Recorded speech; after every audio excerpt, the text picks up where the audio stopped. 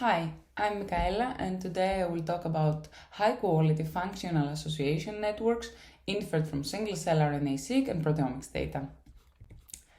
To begin with, physical protein interactions is the way towards understanding the process of the cell, and that's because almost all cellular processes are mediated by physical protein interactions. However, due to the experimental limitations, it's impossible to capture both all the interactions and their dynamic nature. And that's why we need protein association networks. What's the difference between association networks and physical networks? The difference is that in physical interaction networks, links between two proteins represent binding. On the other hand, in protein association networks, a link between two proteins represents that they both contribute in a biological function, but not necessarily forming a complex. And that's why we have networks like the string network to tell us which proteins work together.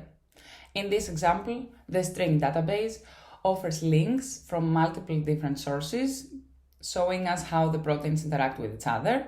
The sources could be text mining of the scientific literature, databases of interaction experiments, and others. However, we cannot say a lot of things about understudied proteins, because strings associations are mostly obtained by existing knowledge.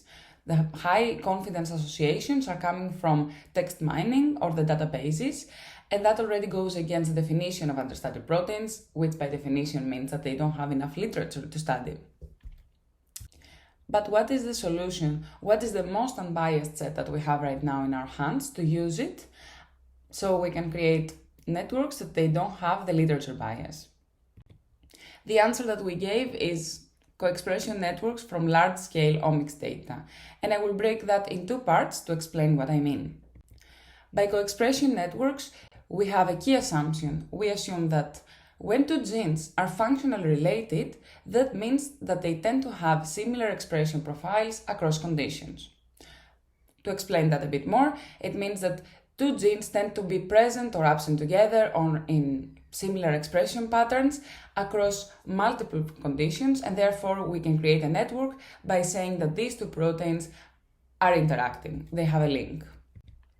The second part is the large omics data, and that we need because they are unbiased, since omics data are coming directly from the technology and they have nothing to do with literature, and large scale means that we have a lot of variety and a lot of information in them. So, to work on the previous step, to create co-expression networks from large omics data, we went to single-cell transcriptomics and proteomics data. And to do it in large scale, we decided to use the chapter of single cells from Human Protein Atlas and from PRIDE database, the proteomics data, the existing ones. To do the second part, we have an ongoing collaboration with Compomics group at Ghent in Belgium with Lennart Martens and Robin Baumwester. So we ended up with two different matrices. One has 20,000 genes and 500,000 of cells, that's the single cell matrix, and the other one from proteomics, around 20,000 proteins and 32,000 runs. So if we were going conventionally to create a co-expression network, we would follow the typical pipeline. We would take our omics data, we would pre-process them, and we would use a method like Pearson Correlation coefficient to create pairwise correlations, all against all basically, and create a list of protein pairs with assigned scores. I know it sounds terrifying because the matrices are big, but that's not the biggest problem. That would be a computing time problem or computing power. The problem is that they are sparse and redundant.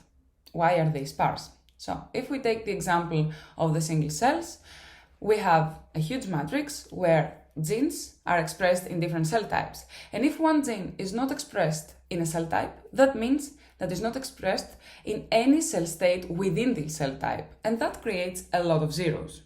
And why is it redundant? In the same example, if we go to the single cells, a lot of cell states are basically biological replicates to each other. But that we cannot know. The same rules apply also to the proteomics dataset, and that's the biggest problem that we have to solve. Therefore, if we go back to our conventional pipeline and we add a secret ingredient, things might look better. What is the secret ingredient? Dimensionality reduction. And why is that? When you compress the information in lower dimensions, the first thing that the methods try to do is to get rid of information that is redundant, so they keep the most important features, so they can actually have a meaningful representation of the initial input. And that directly deals with redundancy, because we keep only the important information. At the same time, compressing them, that means that new calculations are happening and you get rid of the zeros, and that deals with sparsity. And there are multiple ways to do dimensionality reduction. Some of the most popular methods are SVD and PCA, and that's how we actually started, using truncated SVD to see how well it performs. And indeed, it worked quite good. The problem is that SVD and PCA, or similar methods, they give us linear correlations. Why do we even assume that there are only linear correlations? So we actually had to go and think that we should start capturing nonlinear correlations and see if they even exist. So we decided that we need a smart method, reducing dimensionality and capturing linear and nonlinear correlations. And that's variational autoencoders. In general, the variational autoencoder framework uses deep neural networks, an encoder and a decoder, to learn a representation from complex data without supervision. The main purpose of the variational autoencoders is to reconstruct the input. In an ideal world, the input x on the left is equal to x prime, which is the output, on the right. To do so, variational autoencoders create a bottleneck, the z in the middle, which is a lower representation of the input. Therefore, it keeps only the meaningful information that the decoder needs in order to reconstruct the original input. If we go and extract this bottleneck, we can capture now the deep linear and nonlinear correlations in a dimensionality reduced space. Combining that with the fact that we're talking about deep neural network and multiple hidden layers and multiple connections, then we have a smarter way to do dimensionality reduction, and that's what we went through to apply in our method. So now, if you see here in our pipeline, now it's updated. Of course, we have our omics data, we pre-process them accordingly. Dimensionality reduction, now it has a name, and in our case is variational autoencoders. And the last part is to create pairwise correlations using Pearson Correlation coefficient.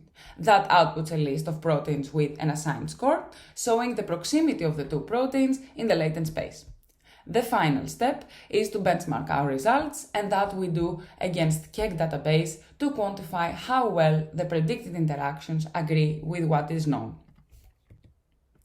Here you see our results, where we actually compare how well our method works in a comparison with applying Pearson Correlation coefficient directly on the single cells and proteomics data, without prior dimensionality reduction with variational autoencoders. So we choose this method, Pearson Correlation, first of all because this is what is currently used in string database on the co-expression network, Pearson Correlation coefficient on omics data, and because the conventional way of creating co-expression networks is applying Pearson Correlation coefficient. So here the pinkish lines are our pipeline, where the green lines is the Pearson correlation on top of the data directly. On the y-axis, you can see cumulative true positives value, and on the x-axis, cumulative false positives. To explain then a bit, when we say that a pair of proteins is true positive, we mean that both proteins are in KEGG and they appear in the same map. While when we say that a pair of proteins belongs to a false positive pair, that means that both proteins belong to KEGG as well, but they don't appear in any map together. So that's how we calculate that, and here we can easily see that we outperform a conventional method like Pearson correlation.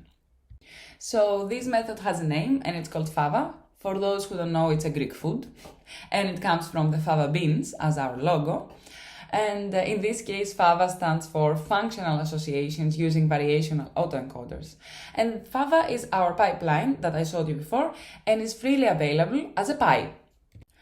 FavaPy, which is a Python package that you can actually integrate in your pipelines. So the most important thing that I would like to mention here is that we use FAVA and FavaPy in large-scale omics like Human Protein Atlas and Pride database, but FAVA is applicable also to individual datasets, single cells, or proteomics datasets. And here you see our final results. I have a lot of things to mention in the slide, but I will start from the plot. So again, it's a benchmark against KEGG database, and that's why on the y-axis we have cumulative true positives values, and on the x-axis we have cumulative false positives values.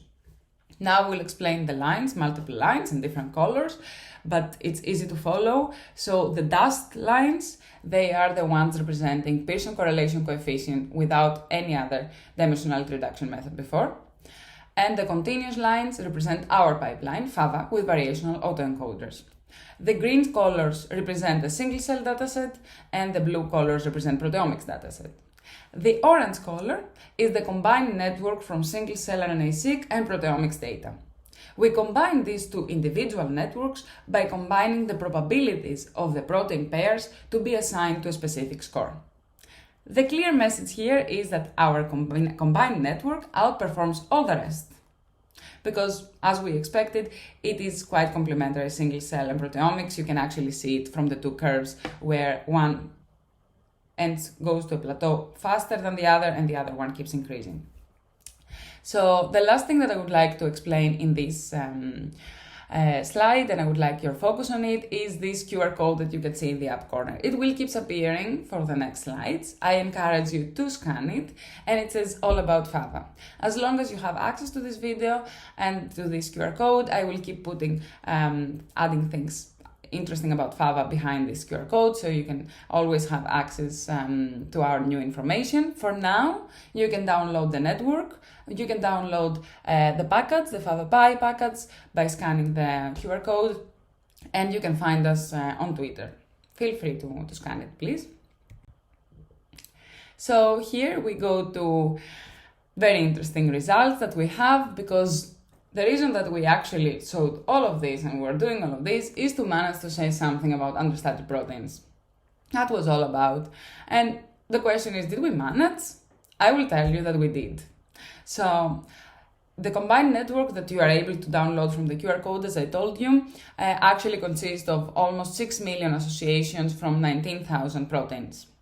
Here, of course, I cannot visualize that, but you can see the network, which is above 75% confidence, and that's 1,800 proteins and 10,000 associations.